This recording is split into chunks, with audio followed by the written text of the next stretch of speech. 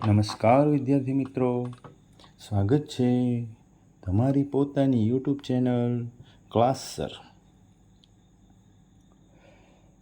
ધોરણ 6 ભાગ 1 સ્વાધ્યાયન પોથીમાં આપણે અગાઉ ચાલો યાદ કરીએ અને પ્રકરણ નંબર 1નું સંપૂર્ણ સોલ્યુશન જોઈ ગયા.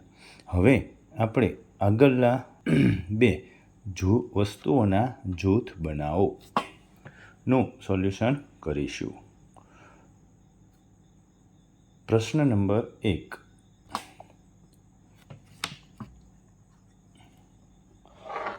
નીચેના પ્રશ્નો માટે યોગ્ય વિકલ્પ પસંદ કરી જવાબ આપો. ગુલાબ જાંબુ. બીજું, નીચેનામાંથી કયો પદાર્થ પાણીમાં અદ્રાવ્ય છે? લોખંડનો ભૂકો. ત્રીજું, મોટરકારનો આગળનો કાચ કેવો હોય છે? પારદર્શક. ચોથું, નીચે આપેલા પદાર્થોનું લીસા અને ખરબચડા પદાર્થોમાં વર્ગીકરણ કરો. ડોલ, ઈંટ, સાયકલનું ટાયર, રુદ્રાક્ષનો મણકો, મોબાઈલ ફોનનો ટફન ગ્લાસ, તાંબાનો તાર, ટુવાલ, સાયકલની ટ્યુબ, રકાબી, સીતાફળ. ચાલો આપણે એનું વર્ગીકરણ કરી નાખીએ. લીસા પદાર્થ અને ખરબચડા પદાર્થ. આ લીસા પદાર્થ છે, આ ખરબચડા પદાર્થ. તો ત્યાં આગળ જો ડોલ લીસા પદાર્થમાં, મોબાઈલ ફોનનો ટફન ગ્લાસ, તાંબાનો તાર, સાયકલની ટ્યુબ, રકાબી. ખરબચડા પદાર્થોમાં સાયકલનું ટાયર, રુદ્રાક્ષનો પારો, ટુવાલ અને સીતાફળ અને ઈંટ. પ્રશ્ન નંબર 5. નીચે આપેલા પદાર્થોનું સખત પદાર્થો અને નરમ પદાર્થોમાં વર્ગીકરણ કરો. લાકડું, રૂ, વાદળી, પથ્થર, કાચ, મીણબત્તી. સખત પદાર્થોમાં લાકડું, પથ્થર અને કાચ. નરમ પદાર્થોમાં રૂ, વાદળી અને મીણબત્તી. પ્રશ્ન નંબર 2. નીચેના શબ્દોની સમજ સ્પષ્ટ કરો. 5મો, દ્રાવ્ય. કેટલાક પદાર્થો પાણીમાં સંપૂર્ણ અદૃશ્ય થઈ જાય છે અથવા ઓગળી જાય છે, તો આવા પદાર્થો પાણીમાં દ્રાવ્ય છે એમ કહેવાય. 6. અદ્રાવ્ય. કેટલાક પદાર્થો પાણીમાં મિશ્રિત થતા નથી અને ઘણા સમય સુધી પાત્રમાં હલાવવાથી પણ અદૃશ્ય થતા નથી, તો આવા પદાર્થો અદ્રાવ્ય પદાર્થ કહેવાય. પારભાષક.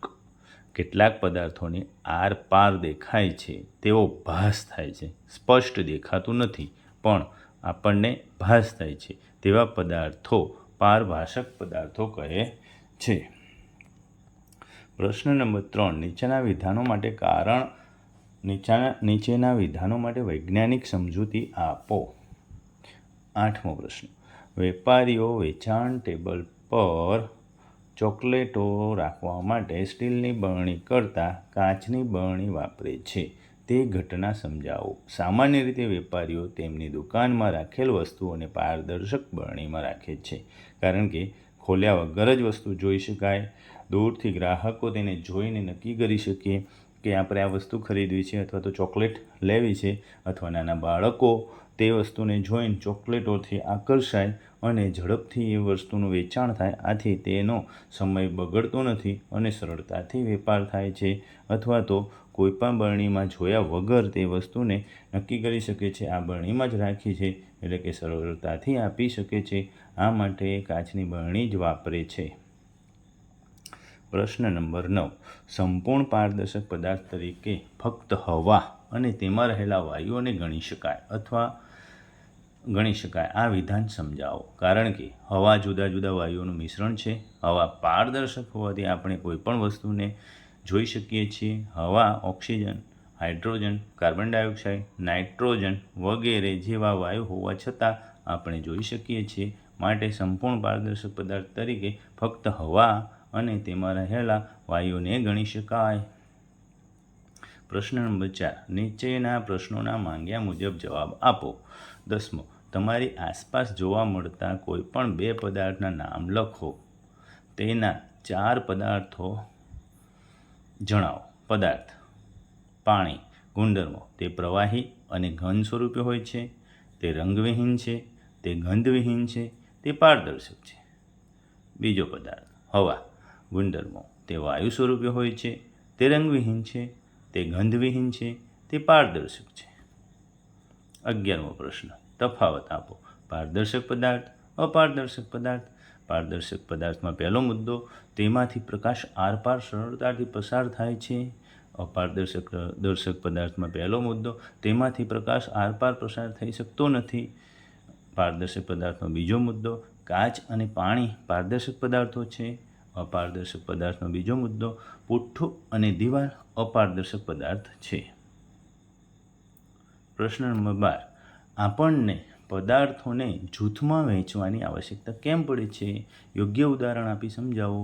વસ્તુઓને જૂથ મુજબ ગોઠવવાથી આપણે જરૂરી વસ્તુઓને સહેલાઈથી શોધી શકીએ છીએ. દાખલા તરીકે દુકાનદાર અલગ અલગ પ્રકારની વસ્તુઓને અલગ અલગ વિભાગો અથવા ઘોડામાં મૂકે છે, જેથી કોઈ ગ્રાહક વસ્તુ માંગે તે તરત જ તેને આપી શકાય છે. પ્રશ્ન નંબર 13. પાણી, તેલ અને કેરોસીન ત્રણેયમાં ડૂબી જાય તેવા 5 પદાર્થોના ઉદાહરણ આપો. લોખંડનો ટુકડો, કાચ, ખીલી, પથ્થર અને ઈંટ. પ્રશ્ન નંબર 14. ગરિમા બજારમાંથી ખાવા લાયક વસ્તુઓ ખરીદે છે. આ વસ્તુઓ પાણીમાં ઓગળે તેવી હોય તો તેને બજારમાંથી કઈ વસ્તુઓ ખરીદી હોઈ શકે? આઈસ્ક્રીમ, કેન્ડી અથવા તો તેણે ખાંડમાંથી બનેલી વસ્તુઓ લીધી હશે. પ્રશ્ન નંબર 15. કોઈપણ 2 પદાર્થો લઈ તેના 4 સમાન ગુણધર્મો અને 4 ભિન્ન ગુણધર્મો લખો. પદાર્થ નંબર 1 ખાંડ. પદાર્થ નંબર 2 ચોકનો ભૂક્કો. સમાન ગુણધર્મો: બંને સફેદ રંગના છે, બંને ઘન સ્વરૂપના જોવા મળે છે, બંને પાણીમાં ડૂબે છે, બંને અપારદર્શક છે. ભિન્ન ગુણધર્મો: ખાંડ પાણીમાં દ્રાવ્ય છે, ચોકનો ભૂક્કો પાણીમાં અદ્રાવ્ય છે. ખાંડને ખાવામાં ઉપયોગ લેવાય છે, જ્યારે ચોકને લખવામાં ઉપયોગ લેવાય છે. 16મો પ્રશ્ન. તમારા ઘરમાં મળી આવતા પદાર્થો, વસ્તુઓને પારદર્શક, અપારદર્શક અને પારભાસકમાં વર્ગીકરણ કરો. પારદર્શક, અપારદર્શક અને પારભાસક: પાણી, હવા, ચશ્માનો કાચ, લાકડું, લોખંડ, દિવાલ, ઈંટ, પથ્થર.